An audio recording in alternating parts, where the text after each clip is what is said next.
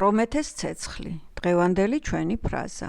ვინ იყო ტიტანი პრომეთე და რა დამსახურების გამო ვახსენებთ მას დღემდე? ის მიეკუთვნებოდა ტიტანთა მოდგმას და ეს არსებები ბატონობდნენ სამყაროზე ოლიმპოს ღმერთებზე ადრე. და როგორც ყველა წინა მორბედი თაობა, შემდეგ თაობას ებრძვის ძალაუფლებისთვის, ასევე ტიტანებსა და ოლიმპოს ღმერთებს შორის იყო ბრძოლა გამართული. და ეს ბრძოლა არის ტიტანომაქიის სახელით ცნობილი.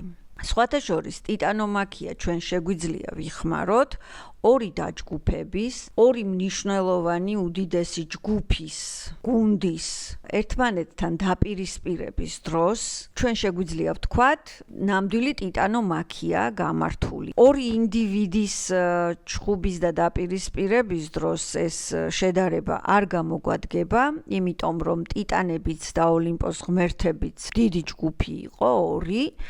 და შინაარსობრივად შესაფერისი და გამართლებული რო იყოს ტიტანომაქიის ხმარება და შედარება ამ ბრძოლასთან, სჯობს რომ ჩვენ მხედველობაში გვქონდეს ორი გუნდი, ორი დაჯგუფება და არა ორი ადამიანი.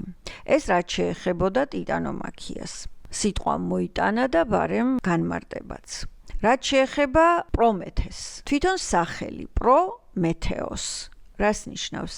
წინ დახედული, წინასწარ მოფიქრალი, შორს მჭვრეტელი, მოკლედ ადამიანი, რომელიც ჯერ ფიქრობს, წინასწარ ფიქრობს და შემდეგ მოქმედებს. და ვინაიდან პრომეთე იყო თვითონ შორს მჭვრეტელი, მან ტიტანომაქიის ბედიც უკვე იცოდა, რომ ის ოლიმპოს ღმერთების გამარჯვებით დამთავრდებოდა და გადავიდა ზევსის მხარეს. სხვათა შორის თავის მოდგმის ტიტანებსაც ურჩია იგივე გაეკეთებინა, თუმცა მათ არ დაუჭერეს. ტიტანომაქიის შემდეგ ზევსმა დაავალა პრომეთეს ადამიანების შექმნა. ბევრი მითის მიხედვით, პრომეთემ თიხისგან და წყლისგან გამოძერწა ადამიანები, ხოლო მათ სული ათენამ შთაბერა. მიუხედავად იმისა, რომ ადამიანები ცოცხლები იყვნენ, ისინი აჩრდილებივით დაძრწოდნენ, არ იცოდნენ არანაირი საქმე, არაფრის კეთება არ იცოდნენ, იყინებოდნენ, ვერც საჭმელს ამზადებდნენ, უუნაროები იყვნენ, საცოდავები იყვნენ და რა თქმა უნდა, როგორც მათ შემქმნელს, პრომეთეს ძალიან ეცოდებოდა ადამიანები, თანაუგრძნობდა მათ და უნდოდა რაღაც კარგი და კეთილი გაეკეთებინა მათთვის, რომ რაღაც გამოსწორებულიყო მათი ყოფა. და აი ავიდა ოლიმპოსზე და მოიპარა ჰეფესტოს სახელოსნოდან ცეცხლი. ლერწმის ღეროში მოათავსა და ჩამოუტანა ის ადამიანებს. და ეს არ იყო მხოლოდ ცეცხლი, ეს იყო ცოდნა, ეს იყო უნარი, ეს იყო ცივილიზაცია. და იმ დღის მერე, რაც ადამიანები ეზიარნენ ცეცხლს, მის მნიშვნელობას, ადამიანების ცხოვრება წავიდა აღმა.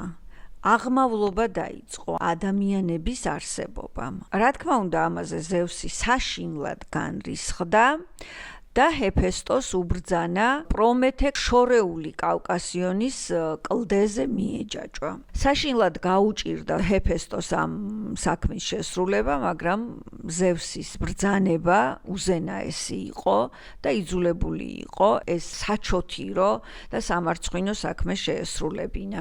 მას მერე რაც პრომეთე კავკასიონზე მიაჯაჭვეს, ყოველ ღამე მოფრინდებოდა მასთან არწივი, რომელიც უკორტნიდა ღვიძლს, ხოლო დილისთვის ეს ღვიძლი ისევ მთელდებოდა. აქ საქმე გვაქვს ღვიძლის უნართან, როგორც ანატომიური ორგანო, მას შეუძლია თავის აღდგენა და აი აქ სწორედ გონი აი ამ ამბავთან არის ეს დაკავშირებული.